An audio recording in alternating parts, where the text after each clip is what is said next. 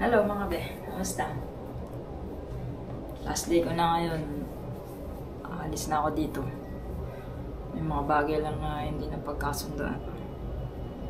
Mahirap magtrabaho kapag gano'n eh. Ano magagawa? Hinihintay ko na lang yung broker ko na dumating. Mga alas 11 siguro. Ngayon mga 10 pa lang ng umaga. Naka-ready na ako. Then susutin ko. Yan yung mga gamit ko.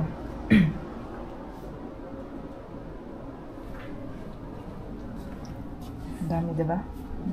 Ready na ako. Aalis na lang. Ito, iniwan ko na lang to sa akin. Ito, ibinili ko. Yung susunod na magtatrabaho dito, sa kanya na to. Bigay ko na yan sa kanya.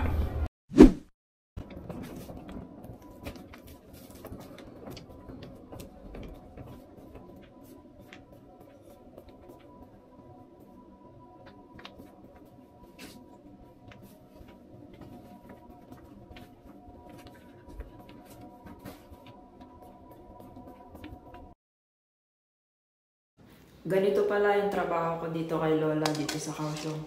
Meron siyang therapy 2 beses sa isang linggo. Lunes at saka Miyerkules ng umaga, mga alas 10. Tinatagal lang yan ng 20 minutes. Ganito ko nga pala yung nilalabas si Lola. Kailangan kong gumamit ng rampahan kasi masyadong mataas yung humps. Dahan-dahan lang para hindi madisgrasya.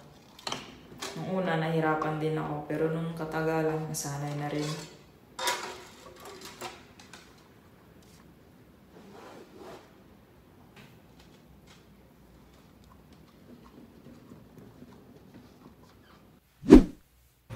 Ito na nga pala yung sasakyan namin. Ganito nga pala ginagawa yan. Diyan ilalagay si Lola para hindi na siya kailangan ilipat sa upuan. Kasi hindi na kanya kaya tumayo. Masyadong mahirap lang. Kaya ganyan lang. In-order nga pala yan ng amo sa online. Ano yung itsura ni Lola? Relax siya. Chill na siya dyan. Camera mo.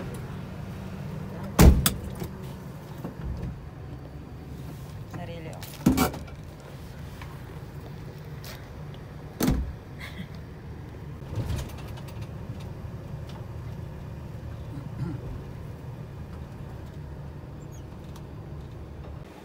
Ayan, nandito na kami ngayon sa ospital.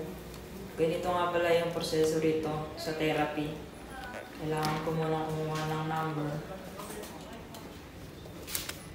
Tapos, saka ko ipapasa dun sa parang cashier yung mga requirements. Gaya ng ID, yung health card. Tapos may ibibigay sa akin yung parang cashier na kailangan kong ibigay dun sa therapy ni Lola sa nurse para masimulan na yung therapy niya. Ganun lang kasimple.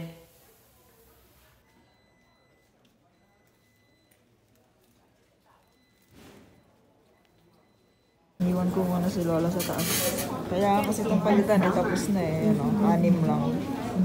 Kailangan palitan ng bago dito. Tapos, bababa ako sa baba para bayaran. Anong oras eh? Alas 11 yung sasakyan namin. 10:30 na. Tapos yung therapy niya, 20 minutes pa. Kaya iniwan ko naman.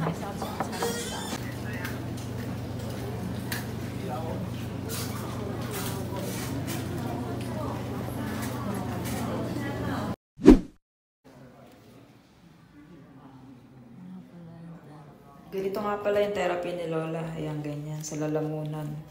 Para mag-improve pa yung paglunok niya. Kasi naapektuhan yung lalamunan niya yung na-stroke siya. Half stroke lang naman. Ito, tapos na yan.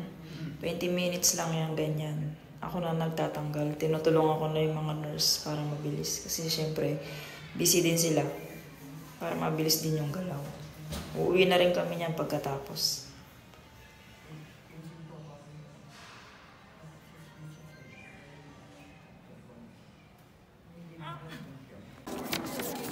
Ako na lang yung nagbayad.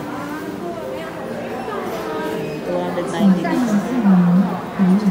Scan mo lang ako or port mo, tapos dito yung pera. Tapos lalabas na yung ano. Kesa doon, ang haba ng pila. Pwede rin dito. Para mabilis.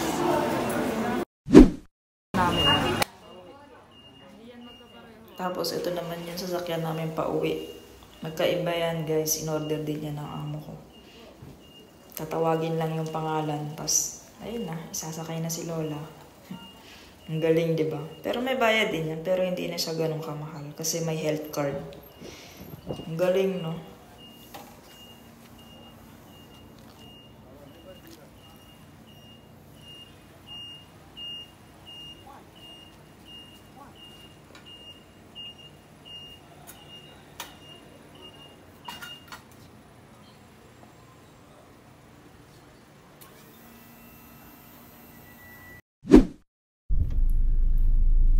Dito nga pala, dumating na yung broker ko, nasundo na ako at nandito na kami sa sakyan, papunta sa office. Ito nga pala yung sinahod ko. Hindi ko nabuo yung isang buwan, kaya ito lang yung nasahod ko. Ang gastos natin habang wala pang trabaho. Tignan natin kung magkano yung matitira at magkano yung magagastos. Sana may matira pa. May bayad din kasi yung dorm. Tapos syempre yung pagkain ko araw-araw.